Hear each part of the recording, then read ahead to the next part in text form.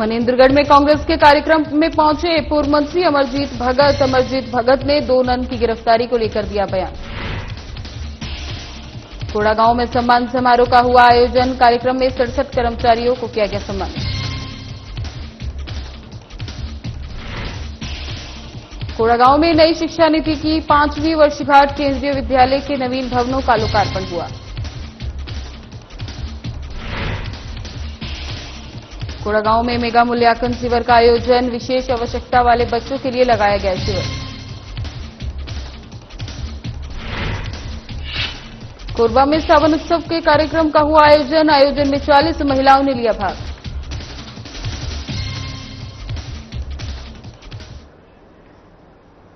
नमस्कार, मैं ज्योति निषाद। चलिए बढ़ते हैं खबरों की ओर।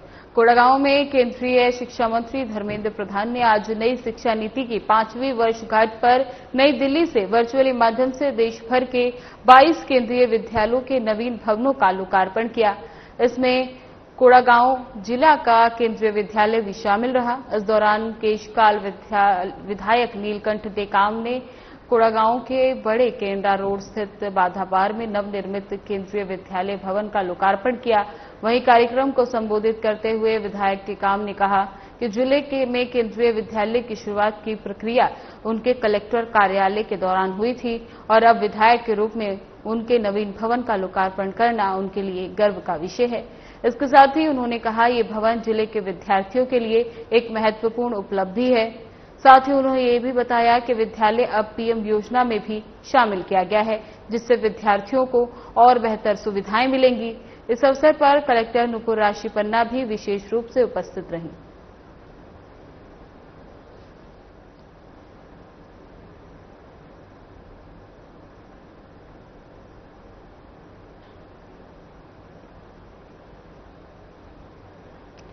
बता दें, कोंडागांव में केंद्रीय शिक्षा मंत्री धर्मेंद्र प्रधान ने आज नई शिक्षा नीति की 5वीं वर्षगांठ पर नई दिल्ली से वर्चुअली माध्यम से देश भर के 22 केंद्रीय विद्यालयों के नवीन भवनों का लोकार्पण किया। इसमें कोंडागांव जिले का केंद्रीय विद्यालय भी शामिल रहा।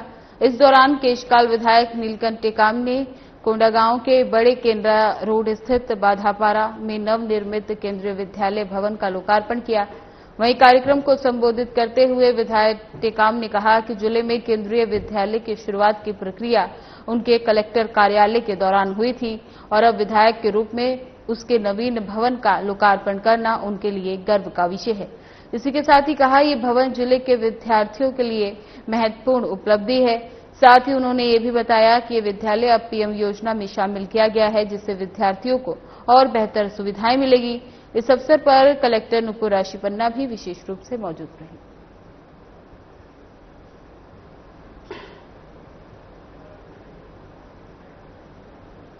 मनेंद्रगढ़ दुर्ग में 2 नन की गिरफ्तारी को लेकर पूर्व मंत्री अमरजीत भगत का बयान सामने आया, जहां अमरजीत भगत ने कहा कि बीजेपी के राज्य में तानाशाही का सिस्टम चल रहा है।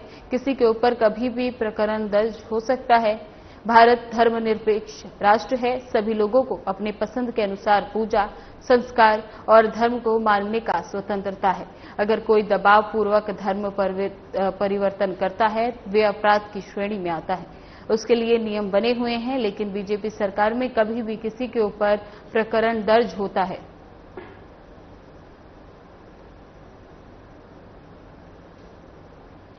ये तो भारतीय जनता पार्टी के राज में तानाशाही सिस्टम चल रहा है। किसी के ऊपर भी कोई भी आरोप, किसी के ऊपर भी कोई प्रकरण कभी भी दर्ज हो सकता है। भारत धर्मनिरपेक्ष राष्ट्र है और सभी लोगों को अपने मर्जी, अपने पसंद के अनुसार पूजा, संस्कार, धर्म मानने का उनको स्वतंत्रता है। अगर कोई बलात् रूप से, अगर कोई दबावपूर्वक किसी को धर्म परिवर्तन कराता है, वो अपराध की श्रेणी में आता है। उसके लिए नियम बने हुए हैं। लेकिन भारतीय जनता पार्टी की सरकार में कभी भी किसी के ऊपर प्रकरण दर्ज करा नहीं जाता। अगर किसी को कहीं रोजगार दिलाने के लिए, किसी को कहीं काम दिलाने के लिए अगर ले जा रहे हैं तो ये कौन सा धर्म परिवर्तन का बात हो गया। कोंडागांव में संपूर्णता अभियान के तहत सामुदायिक भवन में सम्मान समारोह का आयोजन किया गया, जिसमें मुख्य अतिथि के रूप में जिला पंचायत के अध्यक्ष रीता शोरी सहित नगर पालिका उपाध्यक्ष जसकेतु उड़ेसी और स्थानीय जनप्रतिनिधिगण उपस्थित रहे। सम्मान समारोह में आकांक्षी जिला और आकांक्षी विकासखंड कार्यक्रम में इंडिकेटर के 100% सैचुरेशन में महत्वपूर्ण योगदान देने वाले 67 कर्मचारियों को सम्मानित किया गया। बता दें, कार्यक्रम में कलेक्टर नुपुर राशीपन्ना सहित जिला पंचायत अध्यक्ष रीता शोरी और उपस्थित अतिथियों ने प्रमाण पत्र देकर विभिन्न विभागों के कर्मचारियों का सम्मान किया। उल्लेखनीय है कि नीति आयोग द्वारा देश के 122 जिले को आकांक्षी जिला कार्यक्रम और 500 विकास खंडों को आकांक्षी विकास खंड कार्यक्रम में शामिल किया गया है, जिससे उस क्षेत्र में विकास की गति में तेजी आ सके।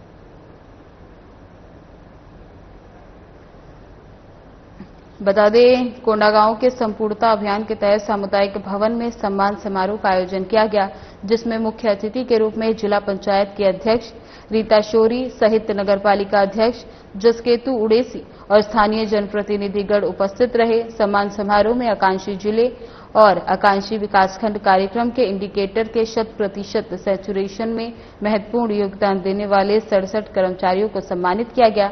बता दें, कार्यक्रम में कलेक्टर नुपुर राशीपन्ना सहित जिला पंचायत अध्यक्ष रीता शोरी और उपस्थित अतिथियों ने प्रमाण पत्र देकर विभिन्न विभागों के कर्मचारियों का सम्मान किया। उल्लेखनीय है कि नीति आयोग द्वारा देश के 112 जिले को आकांक्षी जिला कार्यक्रम और 500 विकास खंडों को आकांक्षी विकास खंड कार्यक्रम में शामिल किया गया है, जिससे उस क्षेत्र में विकास की गति में तेजी आ सके।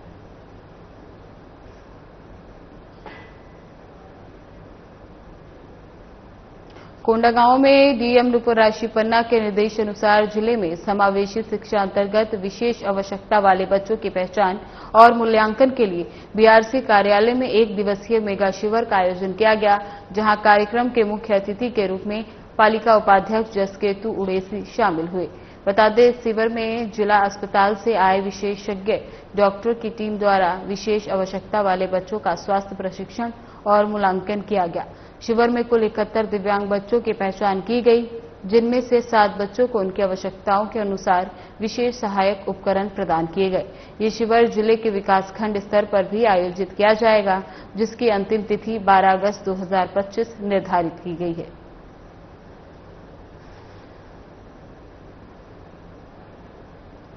बता दें, कोंडागांव में डीएम नुपुर राशीपन्ना के निर्देशानुसार जिले में समावेशी शिक्षा अंतर्गत विशेष आवश्यकता वाले बच्चों की पहचान और मूल्यांकन कर बीआरसी कार्यालय में 1 दिवसीय मेगा शिविर का आयोजन किया गया, जहां कार्यक्रम के मुख्य अतिथि के रूप में नगर पालिका उपाध्यक्ष जसकेतु उड़ेसी शामिल हुए। बता दें कि इस शिविर में जिला अस्पताल से आए विशेष डॉक्टरों की टीम द्वारा विशेष आवश्यकता वाले बच्चों का स्वास्थ्य प्रशिक्षण और मूल्यांकन किया गया। शिविर में कुल 71 दिव्यांग बच्चों की पहचान की गई, जिनमें से 7 बच्चों को उनकी आवश्यकताओं के अनुसार विशेष सहायता प्रदान की गई। ये शिविर जिले के विकासखंड स्तर पर भी आयोजित किया जाएगा, जिसकी अंतिम तिथि 12 अगस्त 2025 निर्धारित की गई है।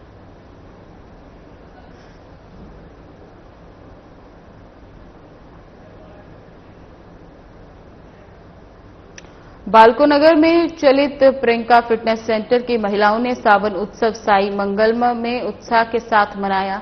कार्यक्रम की मुख्य आयोजिका प्रियंका ठाकुर थी।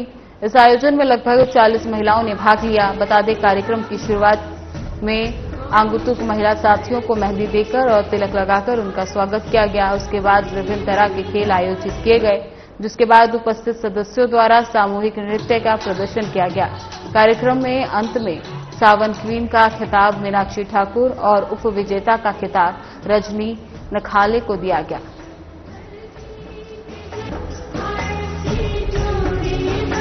बालकोनगर में चलित प्रियंका फिटनेस सेंटर की महिलाओं ने सावन उत्सव साई मंगलम में उत्साह के साथ मनाया। कार्यक्रम की मुख्य आयोजिका प्रियंका ठाकुर रही। इस आयोजन में लगभग 40 महिलाओं ने भाग लिया। बता दें, कार्यक्रम की शुरुआत में आंगतुक को महिला साथियों को मेहंदी देकर और तिलक लगाकर उनका स्वागत किया गया। उसके बाद विभिन्न तरह के खेल आयोजित किए गए। जिसके बाद उपस्थित सदस्यों द्वारा सामूहिक नृत्य का प्रदर्शन किया गया। कार्यक्रम के अंत में सावन क्वीन का खिताब मीनाक्षी ठाकुर को दिया गया।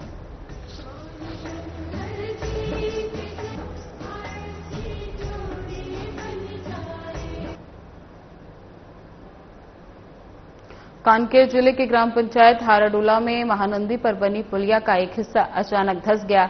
ये पुल वर्ष 2006 में बनाया गया था, लेकिन वर्षों से इसकी मरम्मत नहीं हुई, जिससे यह दुर्घटना सामने आई है।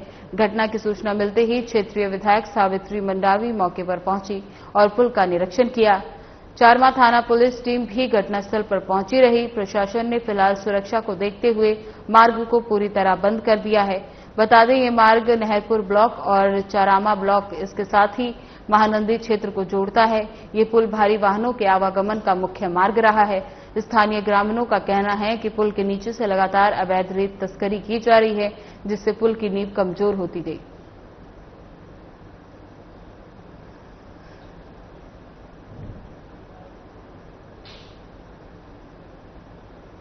नगरपालिका परिषद सरायपाली अटल परिसर में आयोजित 13 विकास कार्यों के लोकार्पण कार्यक्रम में उप मुख्यमंत्री अरुण साव की उपस्थिति में पत्रकारों के साथ हुए दुर्व्यवहारों और उपेक्षा को लेकर जिले भर के पत्रकारों में गहरा आक्रोश व्यक्त किया है। बता दें कि कार्यक्रम में जिला ब्यूरो से लेकर स्टेट हेड तक किसी भी प्रमुख पत्रकारों को आमंत्रित नहीं किया गया, केवल गिने चुने लोगों को ही बुलाया गया। साथ ही पत्रकारों के लिए बैठक व्यवस्था तक नहीं की गई, जिससे उन्हें कार्यक्रम स्थल से लौटना पड़ा।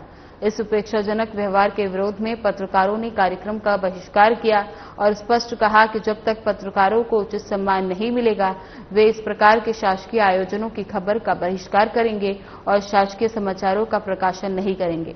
घटना के विरोध में पत्रकार कल्याण महासंघ छत्तीसगढ़ इकाई बसना द्वारा 28 जुलाई को कृषि उपज मंडी सभागार बसना में आकस्मिक बैठक आयोजित की गई।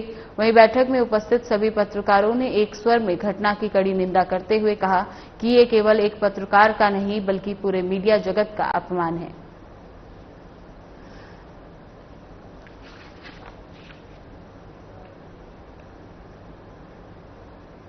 धमतरी जिले के कुरुद विकासखंड अंतर्गत ग्राम पंचायत अटंग में महात्मा गांधी राष्ट्रीय ग्रामीण रोजगार गारंटी योजना के तहत निर्मित नवीन आंगनबाड़ी भवन अब गांव के नौनिहालों के शिक्षा, पोषण और समग्र विकास का केंद्र बन गया। ये भवन में न केवल बच्चों की मुस्कान लौटने वाला स्थान बन चुका है, बल्कि ये ग्रामीण विकास और बाल सशक्तिकरण की दिशा में एक महत्वपूर्ण कदम भी है। 25 वर्ष पूर्व निर्मित आंगनबाड़ी अति जर्जर हो जाने के कारण बच्चों को न पर्याप्त जगह मिल पाती थी और न ही सुरक्षित स्वच्छ वातावरण। बच्चों के बैठने, खेलने और पढ़ाई करने के लिए हमेशा भय बना रहता था। भवन जर्जर होने के कारण बारिश या गर्मी से सुरक्षा देने वाली व्यवस्था का अभाव हो रहा था।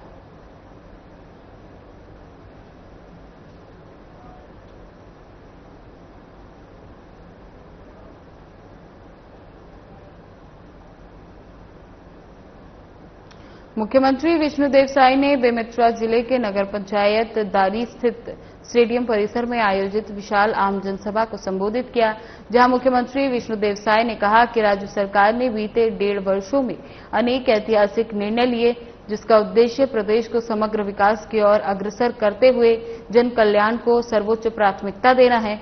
उन्होंने विश्वास व्यक्त किया कि यह ठोस कदम आने वाले समय में छत्तीसगढ़ को देश के लिए एक उदाहरण के रूप में स्थापित करेगा। इस अवसर पर उन्होंने बेमेतरा जिले को 102 करोड़ रुपए की लागत से 48 विकास कार्यों का लोकार्पण और शिलान्यास किया, जिसमें 35.76 करोड़ रुपए के 22 कार्यों का लोकार्पण है और 67.91 करोड़ रुपए के 26 कार्यों का भूमि पूजन शामिल है। वहीं मुख्यमंत्री ने 20 ग्राम पंचायतों में सीसी रोड निर्माण के लिए प्रति पंचायत 5-5 लाख रुपए देने की घोषणा की है। कार्यक्रम स्थल पर मुख्यमंत्री ने पौधारोपण कर पर्यावरण संदेश दिया और विभिन्न विभागों द्वारा लगाई गई प्रदर्शनी का अवलोकन भी किया।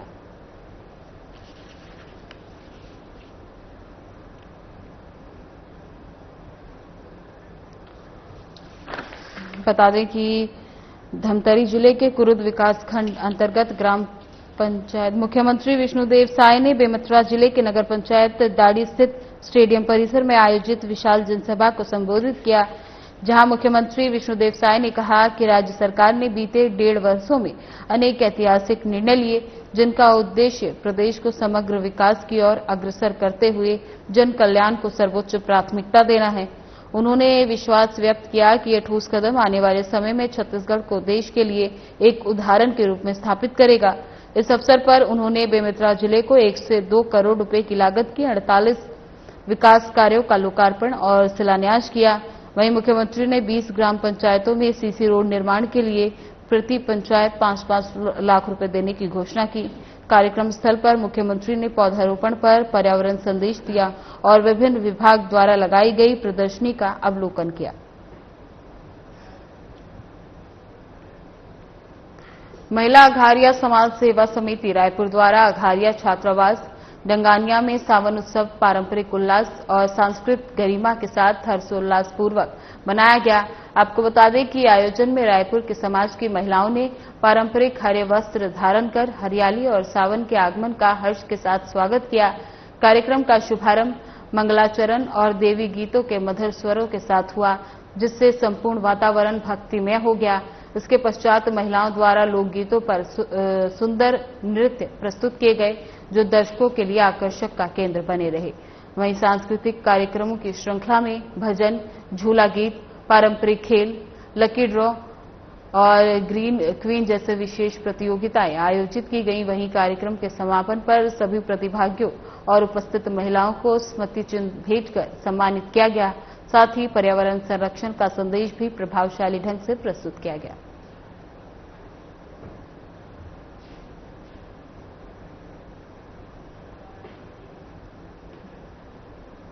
रायपुर में विधायक पुरेंद्र मिश्रा ने उत्तर विधानसभा क्षेत्र के अंतर्गत नगर निगम जोन क्रमिक 3 अंतर्गत शहीद वीर नारायण सिंह वार्ड क्रमिक 33 के अंतर्गत कविता नगर और गीतांजलि नगर में जल भराव की समस्या दूर करने, शीघ्र नए नाला बनवाने जनहित में पहल की है। विधायक ने कविता नगर और गीतांजलि नगर के जल भराव क्षेत्रों का निरीक्षण किया। बता दें, पुरेंद्र मिश्रा ने इसमें शीघ्र पहल का नया नाला कविता नगर, गीतांजलि नगर में बनवाने, राज्य आपदा प्रबंधन से राशि दिलवाकर कार्य करवाने और प्रदेश के राजस्व मंत्री टंकराम वर्मा से मिलकर अनुरोध और जनहित में आवश्यक पहल करने के प्रति क्षेत्र के रहवासी नागरिकों को आश्वासित किया है।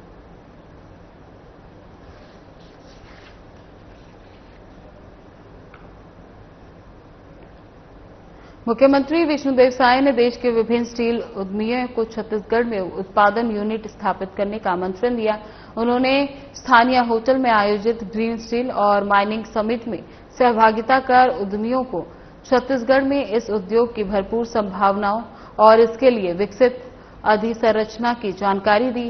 ये summit confederation of India industry द्वारा पूर्वी क्षेत्र के सदस्यों के लिए आयोजित की गई थी।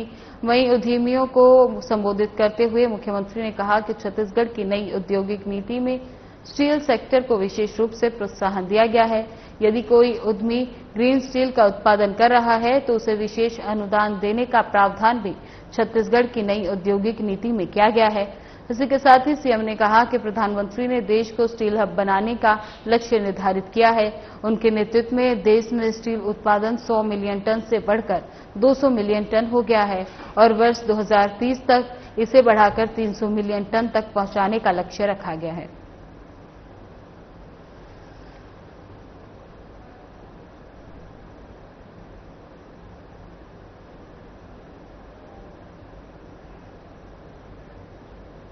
सावन मास के तीसरे सोमवार को छत्तीसगढ़ के प्राचीन धार्मिक, ऐतिहासिक और पुरातात्विक महत्व के तीर्थ स्थल बाबा भोरमदेव मंदिर में भक्ति और श्रद्धा की गूंज उस समय चरम पर पहुंच गई जब मुख्यमंत्री विष्णुदेव साय ने हजारों कांवड़ियों और शिव भक्तों पर हेलीकॉप्टर से पुष्प वर्षा कर भव्य स्वागत और अभिनंदन किया। इस शुभ अवसर पर विधानसभा अध्यक्ष डॉक्टर रमन सिंह, उप मुख्यमंत्री विजय शर्मा और अरुण साव उपस्थित रहे। ये लगातार दूसरा वर्ष है जब मुख्यमंत्री स्वयं श्रद्धालुओं के स्वागत के लिए पुष्प वर्षा कर रहे हैं। पुष्प वर्षा के बाद मुख्यमंत्री ने बाबा भोरमदेव मंदिर पहुंचकर मंत्रोच्चारण, विशेष पूजा अर्चना और रुद्राभिषेक किया। साथ ही प्रदेश की समृद्धि, शांति और खुशहाली की कामना की।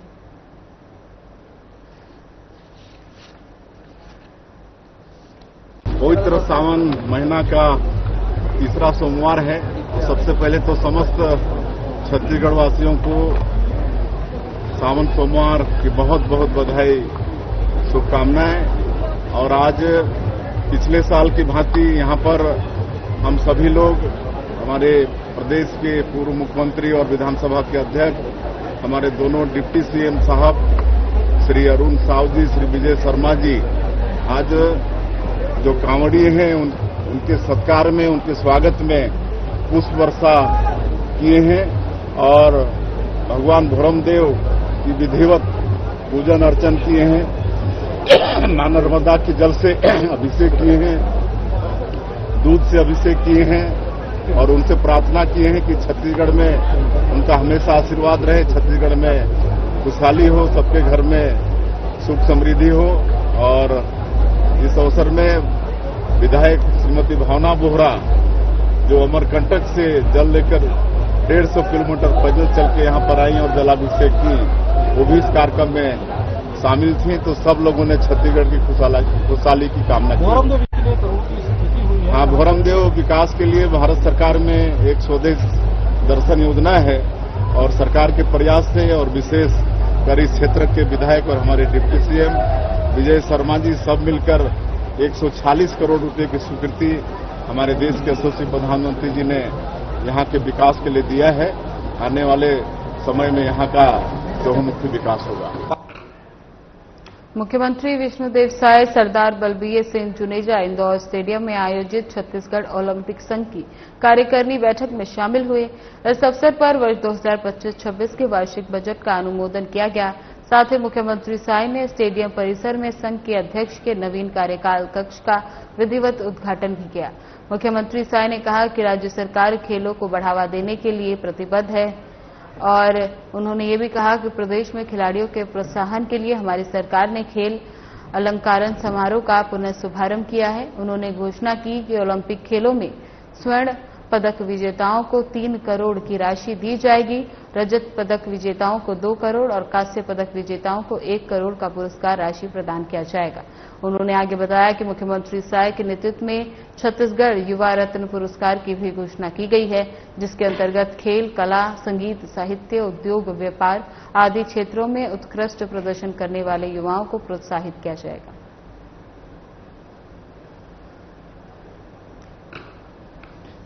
बता दें, मुख्यमंत्री विष्णुदेव साय सरदार बलबीर सिंह जुनेजा इंदौर स्टेडियम में आयोजित छत्तीसगढ़ ओलंपिक संघ की कार्यकारिणी बैठक में शामिल हुए। इस अवसर पर वर्ष 2025-26 के वार्षिक बजट का अनुमोदन किया गया। साथ ही मुख्यमंत्री साय ने स्टेडियम परिसर में संघ के अध्यक्ष की नवीन कार्यकाल कक्ष का विधिवत उद्घाटन भी किया। मुख्यमंत्री साय ने कहा कि राज्य सरकार खेलों को बढ़ावा देने के लिए प्रतिबद्ध है। उन्होंने कहा कि प्रदेश में खिलाड़ियों के प्रोत्साहन के लिए हमारी सरकार ने खेल अलंकरण समारोह को पुनर्स्थापित किया है। उन्होंने घोषणा की ओलंपिक खेलों में स्वर्ण पदक विजेताओं को 3 करोड़, रजत पदक विजेताओं को 2 करोड़ और कांस्य पदक विजेताओं को 1 करोड़ की पुरस्कार राशि प्रदान की जाएगी। साथ ही उन्होंने बताया कि मुख्यमंत्री साय के नेतृत्व में छत्तीसगढ़ युवा रत्न पुरस्कार की भी घोषणा की गई है, जिसके अंतर्गत खेल, कला, संगीत, साहित्य, उद्योग, व्यापार आदि क्षेत्रों में उत्कृष्ट प्रदर्शन करने वाले युवाओं को प्रोत्साहित किया जाएगा।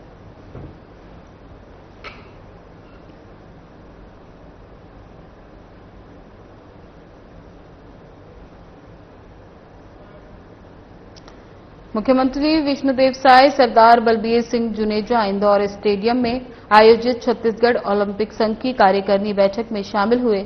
इस अवसर पर वर्ष 2025-26 के वार्षिक बजट का अनुमोदन किया गया। साथ ही मुख्यमंत्री साय ने स्टेडियम परिसर में संघ के अध्यक्ष के नवीन कार्यकाल कक्ष का विधिवत उद्घाटन किया।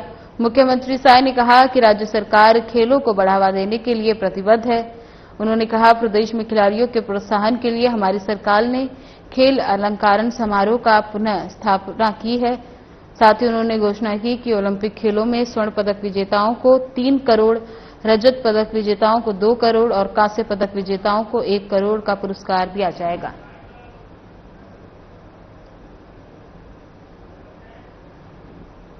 फिलहाल बुलेटिन में बस इतना ही। बने रहे हमारे साथ। नमस्कार।